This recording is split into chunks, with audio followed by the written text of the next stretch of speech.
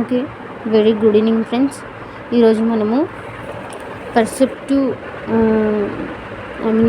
In education, అందులో బాలల హక్కులు చట్టాలు, దాని వెనుకలు ఉన్న బిట్స్ చూద్దాం ఒకసారి. ఓకే, 1976 సంవత్సరంలో వచ్చిన 8వ రాజ్యాంగ సవరణ ద్వారా విద్యను ఉమ్మడి జాబితాలో చేర్చినట్లు తెలుపుతుంది. అంటే 8వ రాజ్యాంగ సవరణ ద్వారా విద్య అనేది ఉమ్మడి జాబితాలో చేర్చారు. 42వ రాజ్యాంగ సవరణ. ఓకే, నెక్స్ట్ చూడండి.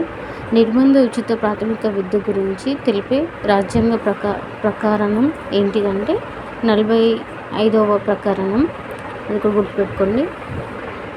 సామాజిక విద్య బలహీన వర్గాల ఉన్నతికి తీసుకురావాలని చర్యలను గురించి తెలిపే ప్రకరణం ఏంటిదంటే 46వ ప్రకరణము. గుర్తుపెట్టుకొని సామాజిక విద్య బలహీన వర్గాల పిల్లల ముందుకు తీసుకురావడానికి చర్యలు తీసుకోవాలని ఏ ప్రకరణం తెలిపిందంటే మనకు 46వ ప్రకరణం. అది గుర్తుపెట్టుకోండి. నెక్స్ట్ చట్టం ముందు అందరూ సమానులే అనే రాజ్యాంగంలో ఏ ప్రకారం చూయిస్తుందంటే 14వ ప్రకారం. గుర్తుపెట్టుకోండి. నెక్స్ట్ ఏంటిది మనకు మన దేశ రాజ్యాంగంలో ప్రకరణం కుల, మత, జాతి, లింగ, ప్రాంత వివక్షతలు చూపించకూడదు అని తెలిపే ఆర్టికల్ ఏంటిదంటే మనకు 15వ ఆర్టికల్. ఇక్కడ గుర్తుపెట్టుకోండి, ఎన్ని ఉన్నాయి చూడండి. కుల, మత, లింగ, జాతి, ప్రాంత 5 ఉన్నాయి కదా. ఈ 5ని గుర్తుపెట్టుకోండి. ఇలాంటి వివక్షతలు చూపించకూడదు ఎవరి మధ్యలో అని మనకు ఆర్టికల్ 15 తెలుపుతుంది అన్నమాట. నెక్స్ట్ అంటరానితనాన్ని రాజ్యాంగంలోని ఈ ప్రకరణం నిషేధిస్తుంది. అంటే ఏ ఆర్టికల్ అంటరానితనాన్ని నిషేధిస్తుందంటే 17వ ఆర్టికల్. గుర్తుపెట్టుకోండి.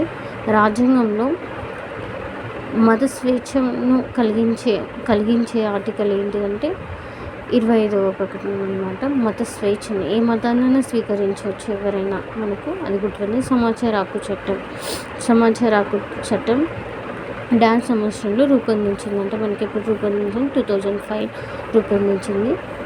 సమాచార హక్కులో డాష్ సెక్షన్ ద్వారా ప్రతి పౌరునికి సమాచారాన్ని పొందే హక్కు సంక్రమిస్తుందని తెలిపేది మనకేంటిదంటే సెక్షన్ 6(1) అన్నమాట. క్లాస్ 1. అది గుర్తుపెట్టుకోండి. నెక్స్ట్ 10వ క్వశ్చన్ చూడండి. సమాచారాన్ని కోరిన డాష్ గడువులో సంబంధించిన పబ్లిక్ ఇన్ఫర్మేషన్ అధికారికి సమాచారం ఇవ్వాలి. ఏదైతే ఇన్ఫర్మేషన్ వచ్చిందో ఆ ఇన్ఫర్మేషన్ని మనం ఏదైతే పబ్లిక్ ఇన్ఫర్మేషన్ అధికారికి సమాచారం ఇవ్వాలని ఎన్ని రోజులు తెలుపుతారంటే 30 రోజులు. అది గుర్తుపెట్టుకోండి. మండల స్థాయి కంటే పై స్థాయి కార్యక్రమంలో సమాచార హక్కు దరఖాస్తు పొందుటకు చెల్లించాల్సిన రుసుము. అంటే మనం ఏదైతే ఒక సమాచారం తెలపాలనుకుంటున్నామో మండలం కాకుండా మండలం కంటే పైన కార్యాలయాల్లో అప్పుడు మనం ఎంత అమౌంట్ చెల్లించి వాళ్ళు దరఖాస్తు చేయాలంటే 10%. గుర్తుపెట్టుకోండి.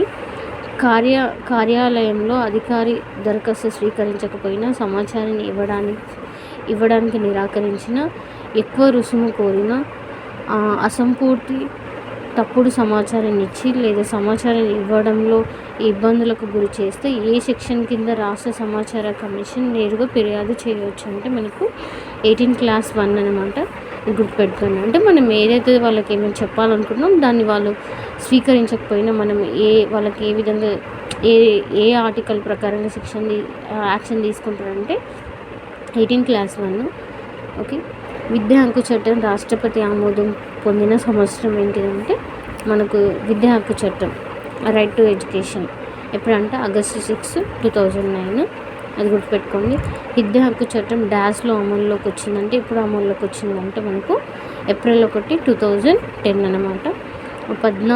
6 నుంచి 14 సంవత్సరాల పిల్లలందరికీ 1 నుంచి 8వ తరగతి వరకు ఉచిత ఎలిమెంటరీ విద్య పొందే హక్కు విద్యా హక్కు చట్టంలో ఏ సెక్షన్ సూచించింది అంటే 6 నుంచి 14 సంవత్సరాల పిల్లలు 1 నుంచి 8వ తరగతి ఉచితంగా చదివే హక్కు ఏ సెక్షన్ సూచిస్తుందంటే సెక్షన్ 3 అన్నమాట. ఓకే, ఇది మనకు ఇంపార్టెంట్ బిట్స్ అన్నమాట. Thank you for watching. Okay.